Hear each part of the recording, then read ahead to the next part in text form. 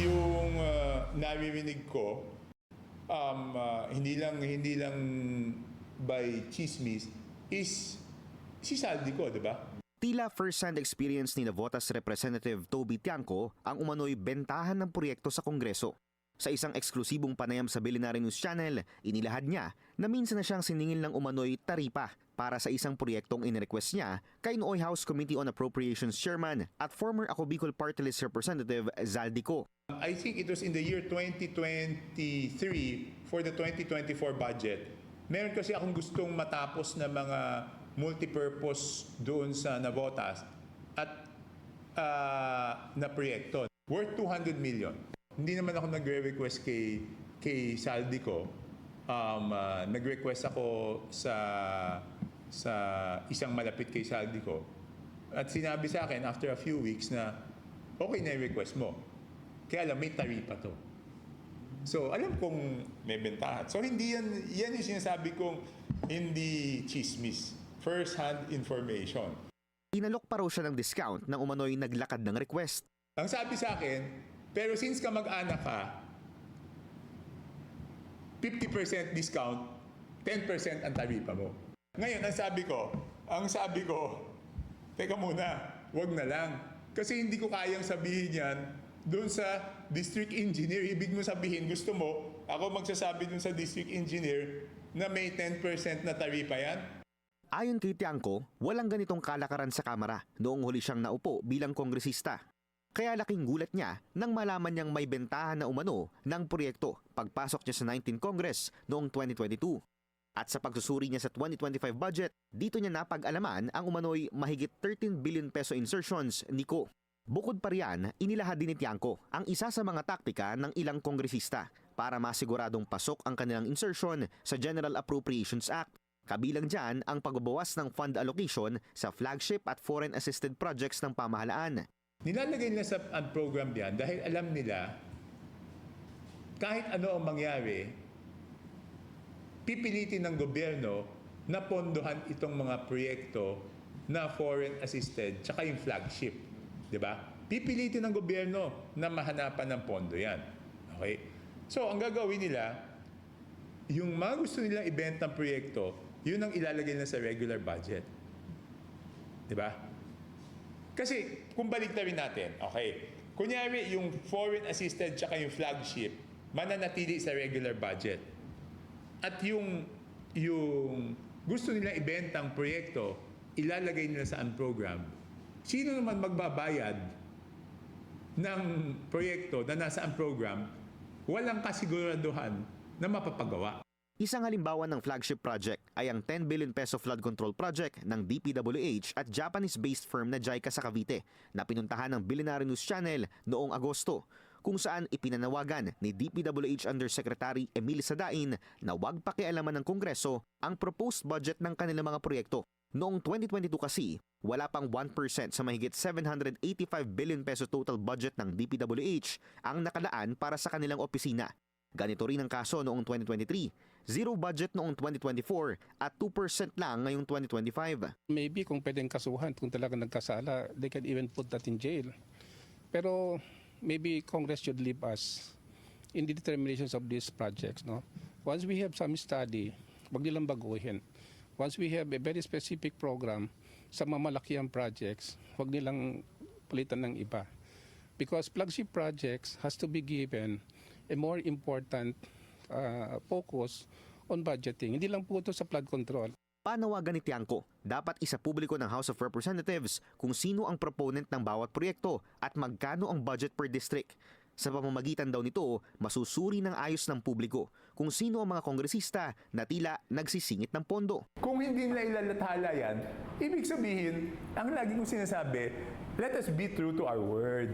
Huwag tayong maglokohan, di ba? Kung sinasabi nila na transparent po yung budget, pero ayaw nilang ilagay sa website yung budget ng bawat congressional district o yung budget ng bawat party list at saan din nila to, hindi totoong fully transparent kami. I mean, sila ha, wala akong isama. Hindi totoo na fully transparent sila. Kasi bakit ayaw mong ipakita? Aniya, October 13 pa nang ipanawagan niya ito sa bagong liderato ng House Committee on Appropriations. Muli na rin daw siyang sumulat kay Nueva Ecija Representative Mika Swansing patungkol dito, pero wala pa rin itong tugon. Iminungkahi ng isang kongresista na i-post na lang sa website ng Kamara ang kanilang mga salain para mas madaling makita ng publiko. Kahapon, isinapubliko na rin ni House Speaker Faustino Boji D. III ang kanyang salain. Si Mela Nesmora sa sentro ng balita, live. Naomi, hinamon ng ilang kongresista ang iba pang opisyal ng pamahalaan na gayahin ang naging hakbang ng leader ng Kamara at isa publiko na rin ang kanilang salin bilang mga pampublikong opisyal. Bahagi raw kasi ito ng kanilang tungkulin. Sa ngalan ng transparency at accountability, isinapubliko na nga ni House Speaker Faustino Boji D. III ang kopya ng kanyang Statement of Assets, Liabilities and Net Worth o SALN. Dito'y nakasaad na higit 121 million pesos ang kanyang total assets, habang lagpas 47 million pesos naman ang kanyang total liabilities, kaya ang kanyang net worth nasa 74 million pesos. Kasabay ng paglalabas ng kanyang SALN, formal na ring binuo muli ni Speaker D ang SALN Review and Compliance Committee ng Kamara. Silang mga ngasiwa sa panuntunan para sa public disclosure ng SALN ng mga kongresista.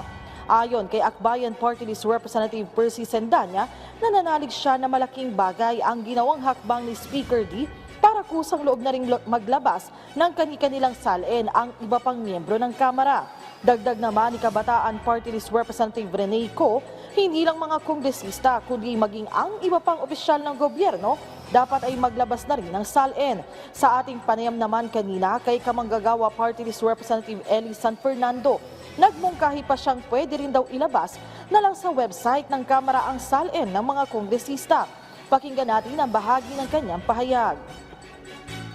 Pwedeng i-post na lang sa House website. Kung maaari, meron din naman Facebook page ang House of Representatives. Pwede rin gamitin 'yon para easily accessible sa mga gustong maka-access ng SALN. Hayaan natin na usisain yung buhay natin ng mga tao.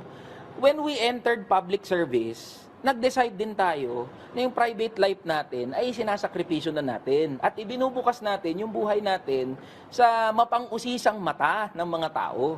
May karapatan ang bawat isa sa atin na mausisa kung ano yung yaman natin, saan nanggaling yung yaman natin, paano tayo yumaman kung mayaman tayo. Karapatan yan eh. Kasi every peso, every centavos na sinasahod dito sa House of Representatives at napupunta sa ating mga opisina, dapat malaman yan paano ginagasta. Naomi, sa ngayon nasa 10 mambabatas na dito sa Kamara ang naglabas ng kopya ng kanilang SALN at dahil mismong si Speaker din nga ay nagsapubliko na rin ng kanyang SALN, umaasa yung mga kongresista na una nang naglabas ng kanilang SALN na susunod na rin ang iba pang mambabatas. Naomi? Kasalukuyan nagkakaroon ng tensyon sa mga pagitan ng mga security guards ng Department of Energy at ng grupong People's Surge National Alliance of Disaster Survivors. Ito yung grupo na nagkaroon din ng kilos protesta at nambato ng mga putik at nag-vandal dun sa compound ng mga Diskaya nung panahon na pumuputok pa lamang ang issue ng korupsyon sa usapin sa flood control.